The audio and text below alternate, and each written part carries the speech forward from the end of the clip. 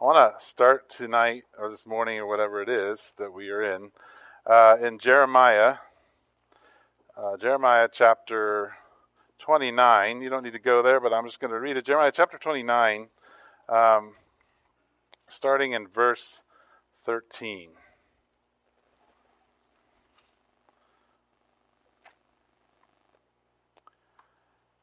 Jeremiah chapter 29, verse 13 says this. You will seek me and find me when you seek me with all your heart. I will be found by you, declares the Lord, and will bring you back from captivity. I will gather you from all the nations and places where I have banished you, declares the Lord, and bring you back to the place from which I carried you into exile. Jeremiah is an ancient prophet, and he's speaking to the people who are in exile. They're in a place that they don't belong. They've been taken out of the place they belong. They've been stripped of their identity. And Jeremiah, God says through Jeremiah, look, if you seek me with all your heart, I will find you and I will deliver you out of captivity. When I was, a long time ago, because I've been married 23 years now, on Friday, yay, you should clap. My wife's doing nursery, so, clap for her when you see her. But, because she needs more clapping than I do. But when we were dating after a year or so, or when we both went off to college, I went to ASU, she went up to Chicago, we broke up, which many of you know. But really the reason that we broke up was more about me than it was about her. I mean, I was PO'd that she broke up with me. It was the first time she ever saw me really angry, because I just couldn't believe that she would do such a thing to me. But part of it was where my seeking and searching was. I really was seeking and searching her to be like with all my heart. Like she was the one who was going to deliver me.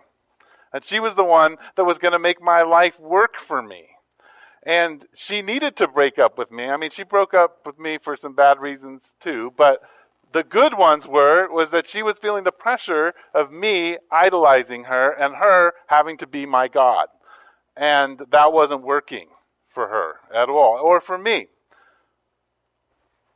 So we're in this series in Daniel, and we're calling it the Daniel Project. And for the first 6 chapters, Daniel is this wonderful narrative, and it has stories that if you grew up in church, you probably knew them. And if you're older, you kind of played them out on a felt board, and you know what I'm talking about. Those of you who didn't grow up in church, maybe you've heard at least of the lion's den, like Daniel in the lion's den, or Shadrach, Meshach, and Abednego getting thrown into a fiery furnace and not even smelling like smoke. Right? You might know those 2 stories, but these are fun, adventurous stories for the most part, right? And they're narratives that all of a sudden we hit chapter 7 last week, and everything kind of gets a little crazy. And in chapter 7 all the way to chapter 12, we have what we call apocalyptic narrative, or we have what you would call revelation. Which really all it means is that God is going to pull back the veil a little bit and kinda, but not completely, show us how it works. Like what's going on, why things are the way they are, sort of behind the scenes. And chapter 7 starts out with these horrific 4 beasts. They're not nice beasts, and they get worse and worse. And what they represent, most likely, is national powers, nations, countries. But because they're so deformed, they also represent just the dark, evil powers that are behind countries and nations. Right? They're beasts, and they're destructive, and they devour. But what chapter 7 gives us is the fact that God, and we get a picture of Jesus called the Son of Man, destroys all of that. That he's victorious no matter how the beasts act. And so we talked about last week, how do you identify a beast? Right? Because the reality is, if we're going to really kind of search and think through some of this, you might be a beast. You might be the ugly lion with wings or the bear propped up on its side. How do you identify a beast? And so what we looked at Micah 6:8. And let me quickly read Micah 6:8 to you. Micah is another ancient prophet. And Micah 6:8, he kind of gives us sort of how you can identify a beast. says, he, speaking of God, has shown you, O man, what is good, and what does the Lord require of you? To act justly, to love mercy, and to walk humbly with your God. Okay? The way you identify a beast is that it distorts justice, it distorts mercy, and it is arrogant. It pulls people away from humility. Right? That's what those monsters were. God is contrasted with that because God loves justice, God loves mercy, and he's always calling us to walk humbly before him. He loves peace, right? To walk away from God is to walk into chaos. So that's how you kind of identify a beast. That's where we kind of left off. Now, Daniel 7 is just that. It's a pretty crazy chapter that wants to help us begin to think about the monsters, the beasts that rule our world, and how you and I might engage with them, and how we end up getting caught up in them. Now, in Daniel chapter 8, it takes another turn. We're going to get some more, we're going to get some more visions. And you heard a little bit of it, but I'm going to reread it.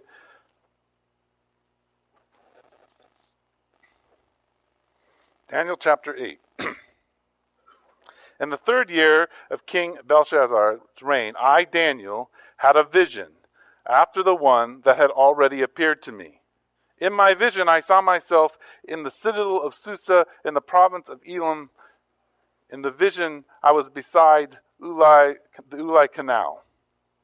Now, the importance of this is that in Daniel chapter 7, we see beasts that don't look normal, and we see clouds, and we get a view into the throne room of God. But at the beginning of this vision, it's on the ground in a location between Iraq and Iran. Like, this is a spot. When Daniel says, here's where I was in my vision, everybody's, yeah, I've been there. I've heard about that. I know where that is.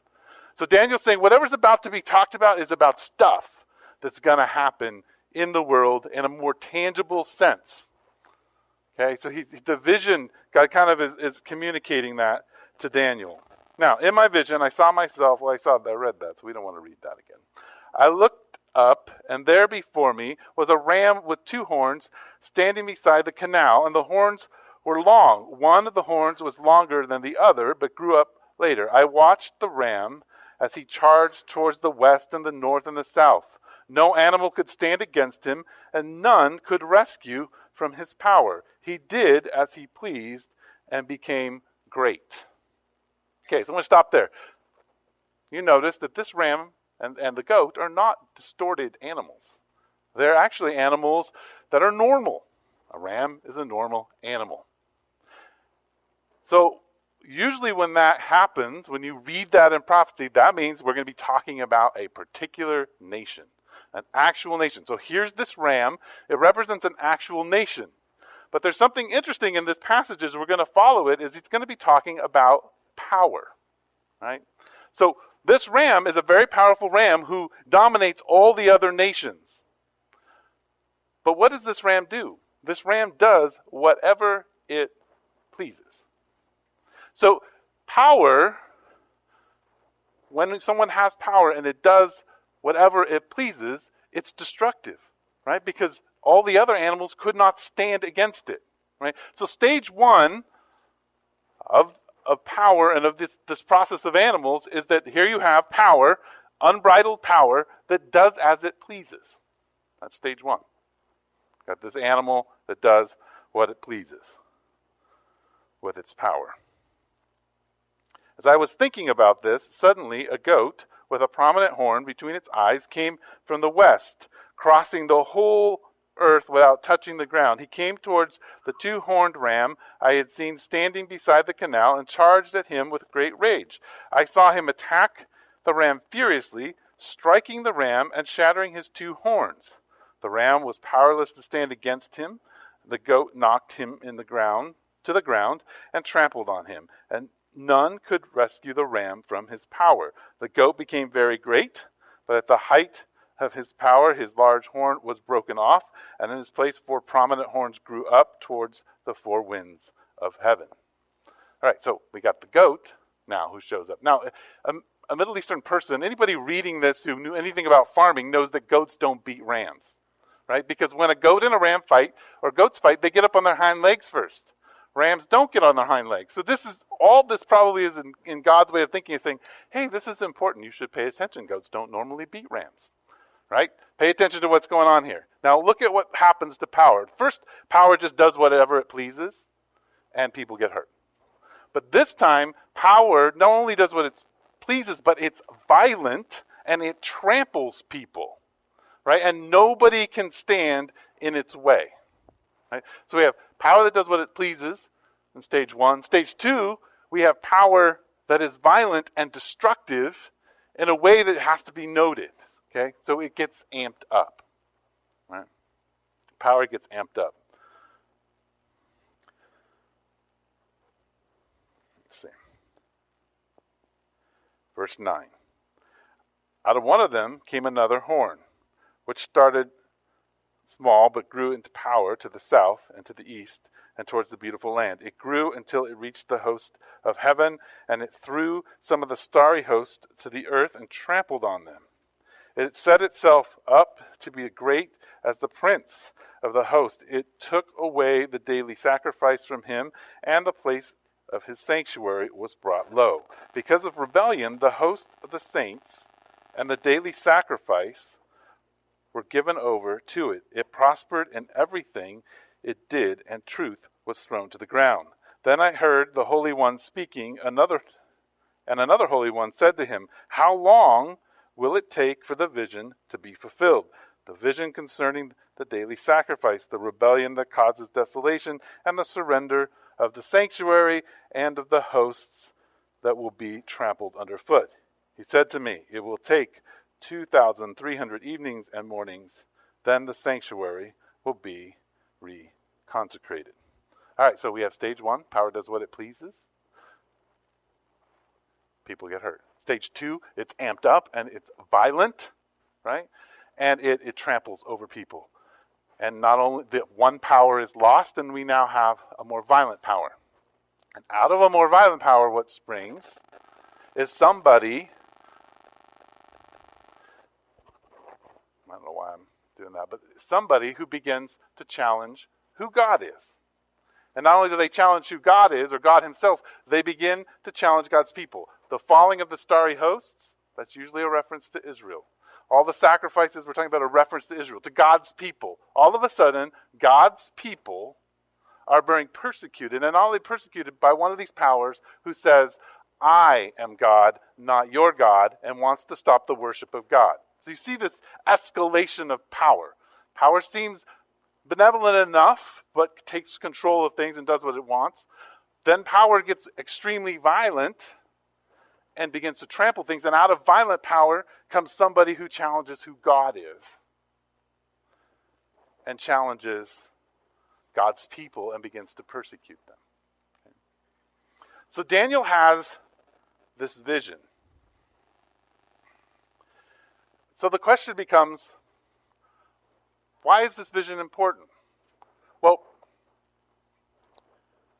the whole theme of Daniel is here we have a man who's been brought into exile. And he's raised up into power. And over again, he faces power. And the people that he loves and are his people are under the crushing hand of power. Right? So when you are stripped of everything, when you are suffering, you feel like you don't have any power, right? You are helpless and hopeless. Like you do not know what to do.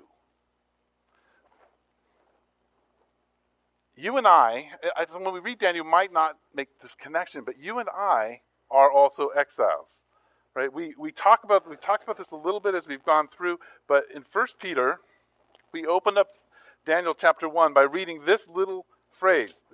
The Apostle Peter says to all of us and to the people of his time, as he writes his first letter, he says, Peter, an apostle of Jesus Christ, to God's elect, so that would be God's children, strangers in the world, scattered throughout Pontus, Galatia, Cappadocia, Asia, and Bithynia.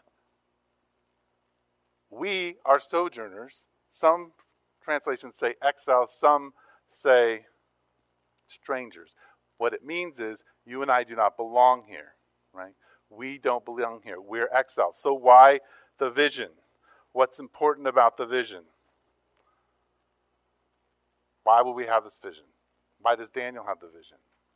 Because you and I need to know what the beast looks like. Because the power of the beast is very seductive. Right? You and I want power because we feel helpless, and power offers us stuff.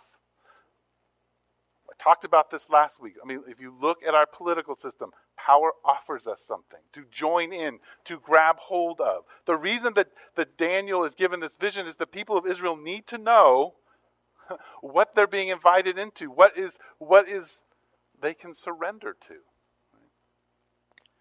You and I need to know this too. Now, in Daniel, there's a clue to where we need to go.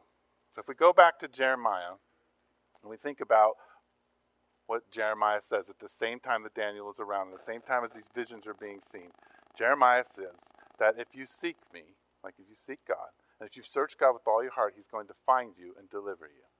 Well, I think Daniel gives us a clue as to what it looks like to seek God in the midst of these kinds of visions and begin to understand what it looks like to be in relationship with God. If you look at what verse 15 says about Daniel's response to this. While I, Daniel, was watching the vision and trying to understand it. If you jump back to verse 5, it says, as I was thinking about this. Here's the thing. Daniel did not just wake up one day and have this vision and think, oh, I should maybe think about what God has to say in this vision. Now, Daniel was already living out a lifestyle of three things. Daniel was thinking about the things of God. Daniel was trying to understand the things of God. And Daniel was watching for God. And they all show up in this passage because it's the way he engages the vision. Right? So the invitation that God gives you and I through Daniel is to begin to think about where we are and where we're engaging with God. So if we go back to my story about who I was with my wife, she was the thing I sought. Right? She was the God that I looked for. And here, this may seem kind of odd to you, but what the beasts offer, yes, they're important to think about them as nations, and we're going to get into that interpretation, but what the beasts offer in general is power and unbridled power. And unbridled power makes you feel good about yourself.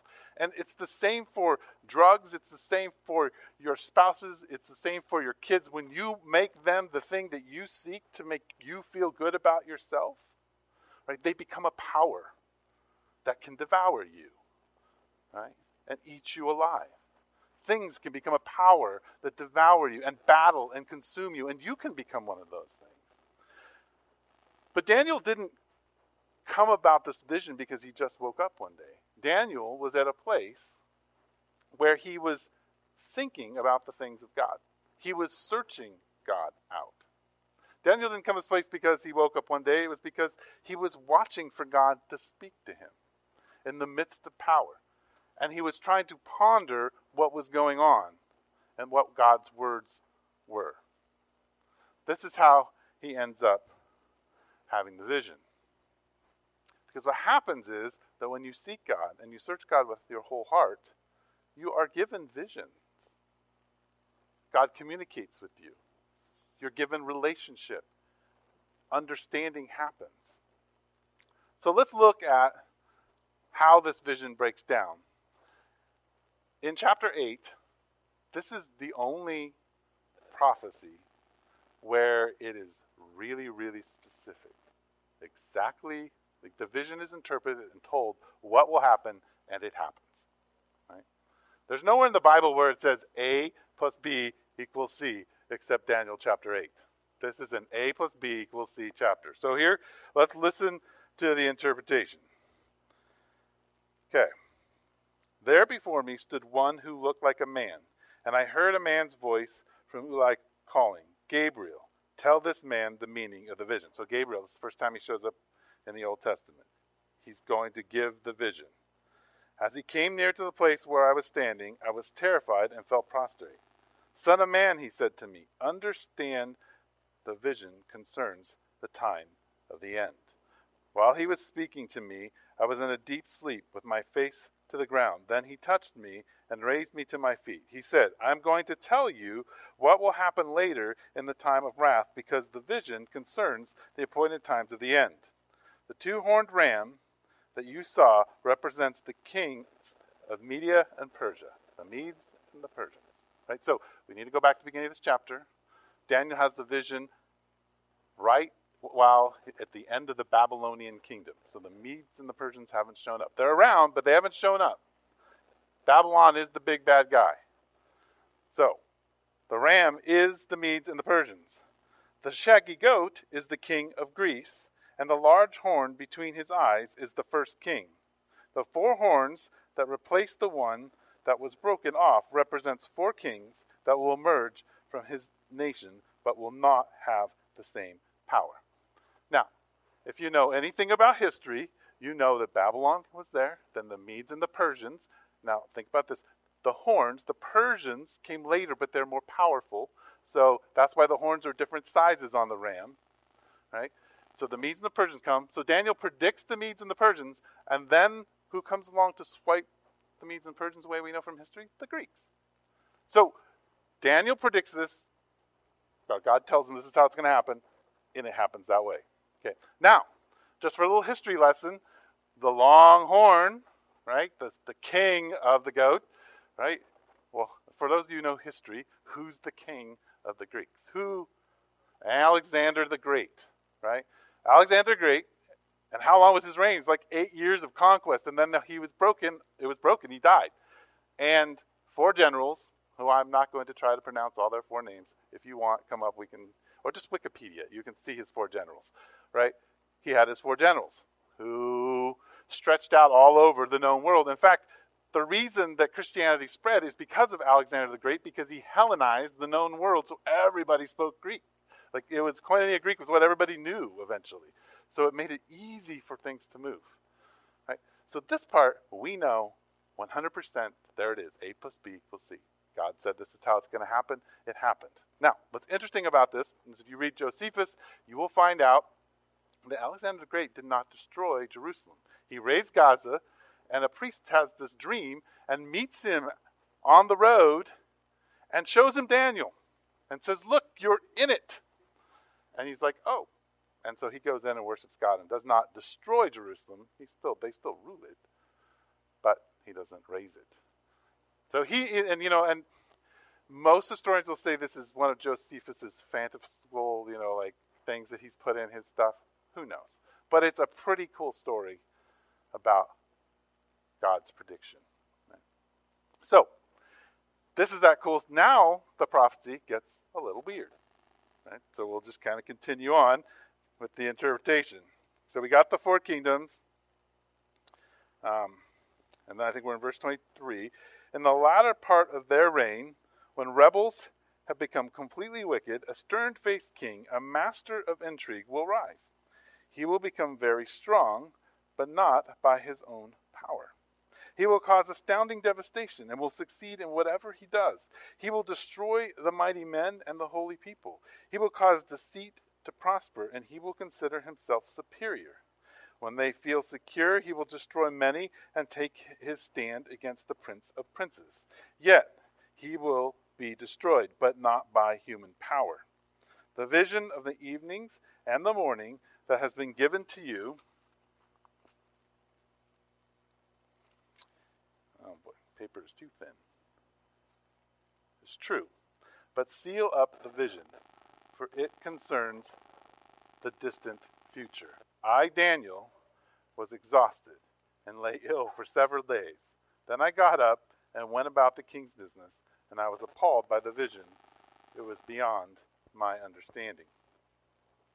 So this next part, what we have is out of the four horns rises up another king who becomes more powerful, who begins to threaten God's people and desecrate God's temple, and eventually it says God takes care of him.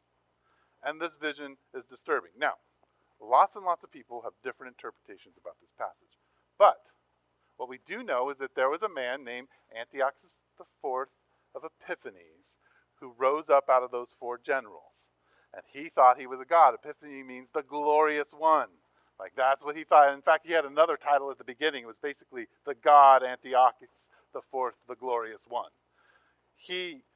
So Israel, the Jewish people, had returned from exile, many of them anyway, and they, when they heard that he had died, they celebrated. He didn't die. So he came back and killed 100,000 of them, 40,000 in one day, slaughtered a pig on the altar, put Zeus's head on the altar, and for 6 years stopped the sacrifices and stopped the worship of God and pronounced himself as God. Now, many people think, okay, this is what the text is talking about. But it's not as clear as the goat and the ram, right? Because God just says the goat is this, the ram is this. The rest of it we kind of have to figure out. Other people think that this has to do with a future event, with someone who's going to set themselves up as a king and is going to persecute God's people, and it has yet to come. I don't know. I don't know if that's true. But here's what I want to caution you about interpreting apocalyptic language. Okay? So up in that text you saw the question of how long is this going to last? And it says 2,300 days and evenings. Right? So nobody really knows what that actually means, and many, many people have different ideas about it. But a while back, some guy decided that 2,300 represented years because of some passages in Revelation and some passages in passages in Numbers. There are maybe some passages in November I don't know about. But in Numbers, to mean that it's years. And so he figured out, and this is a while back, that Jesus was coming back in 1844. Well, as we all know, God did not come back in 1844. And so, if you know anything about church history, this rocked Christianity, and out of that event is where we get the Seventh-day Adventists, it's where we get Jehovah's Witnesses. It splintered a lot of people's faith, and they had to begin to scramble to re-explain things. It's very dangerous to begin to try to interpret things specifically unless God tells you that the ram represents the Medes and the Persians and the goat is the Greeks. Like, you have to be careful how you're interpreting these things. So, how is it then that you and what are we supposed to get out of a passage like this? We can get courage. God is in control, right? He knows what's going to happen, and he's running things, and he's going to be victorious, and we can hold on to that into our life. But how are you and I to deal with these things? How do we understand a passage like this? Well, I want to make a suggestion that if you think back to my story with my wife, the reason her breakup with me was a jolt in my relationship with God. Because what it did was made me rethink who was important. And so for the period of time that we were broken up, I dedicated my life to just pursuing God and spent hours and hours every day, partly because I was just desperate for God to change her heart. There was some motivation there. But I shifted my priorities. The church calendar puts us in Lent right now. And Lent is us, obviously you've heard me say this, but it's 40 days before Easter with Sundays. And it is, for the entire church, a jump starting. It is what happened. It's the breaking up, my girlfriend breaking up with me. It's a jump starting of our life and saying, okay, you need to reset your priorities, and you need to become a person who is thinking about the things of God, watching for God to act, and attempting to understand what he's doing. That you need that pattern back in your life. And so we ask people to fast in order that you can put back into your life thinking about the things of God, watching for God, and trying to understand what God's doing. Right? That's what you're replacing. So if you stopped eating a meal, that's what you're supposed to do. If you stopped watching TV, that's what you're supposed to do. If you stopped eating chocolate, I don't know how long it takes to eat a chocolate bar, but you need to take that time when you want that chocolate to begin that process, right? You're kind of jump starting and reorienting your life and adding an intention. Because remember, Jeremiah says that if you seek and if you search with all of your heart, you will be found by God, and that God will change you, that God will bring you out of captivity. So how do we look at a passage like this? How would we ponder and think about it? Well, here's the thing that I would offer you. There's a way to begin this process in Lent. Because in Lent, to reorient yourself, you need to reorient yourself around Scripture. So the first question you need to ask yourself when you read a passage like Daniel 8 is, what do I need to know? What do I need to know? Well, I would argue what you need to know is that there are powers, and when powers are unleashed, they trample people and they get violent and they begin to set themselves up against God. That's what you need to know from this passage. You could know other things, but that's what I think you need to know.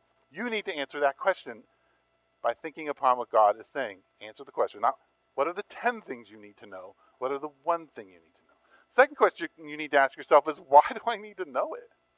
Why is it important? My argument to you is the reason that it's important is that if you do not know what the beast is, it will suck you in and devour you. Right? Peter says that Satan goes to and fro looking for whom he can devour. That literally in the Greek means looking with whom he can slurp up, like a lion. You know lions, like when it eats and they flappy little spit everywhere. That's the idea. It's just like sucking you in, devouring you, slurping you up. So you need to know what the beast looks like and that what unbridled power looks like and how it can seduce you so that you don't get sucked in. Okay, so what do I need to know? Why do I need to know it? The second thing, or the third thing you need to ask then, in response to this, what am I supposed to do? What am I supposed to do? Well, it's pretty simple. In this passage, you need to imitate Daniel.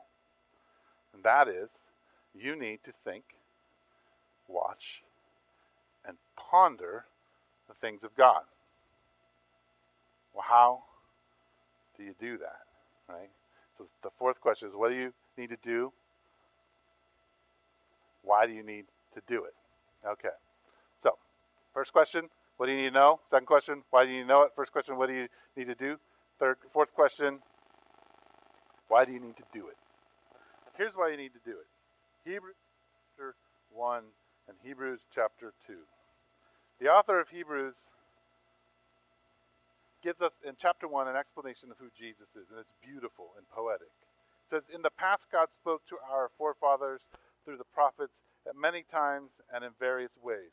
But in these last days, note that, in these last days, and that's the note of Hebrews, everything is about the last days, he has spoken to us by his Son, whom he appointed heir of all things, and through whom he made the universe. The Son is the radiance of God's glory and the exact representation of his being, sustaining all things by his powerful word. After he had provided purification of sins, he sat down at the right hand of the majesty in heaven.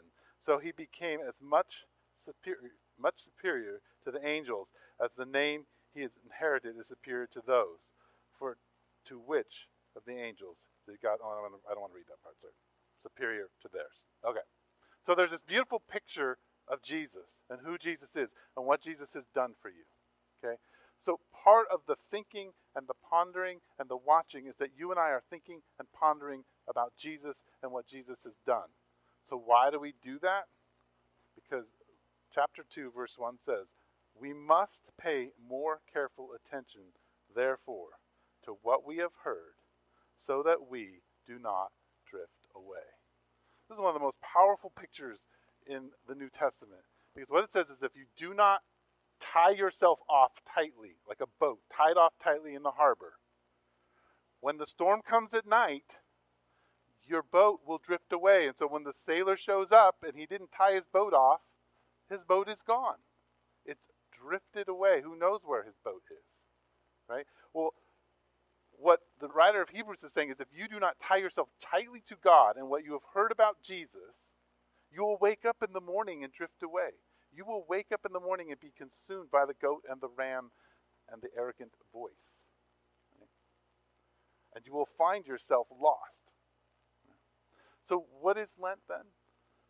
Lent, in a way, is us grabbing hold of what Daniel has to say to us and say, okay, today, as I begin to prepare for the celebration of God's resurrection, I am going to make a choice to tie the ropes tighter to Jesus in my life.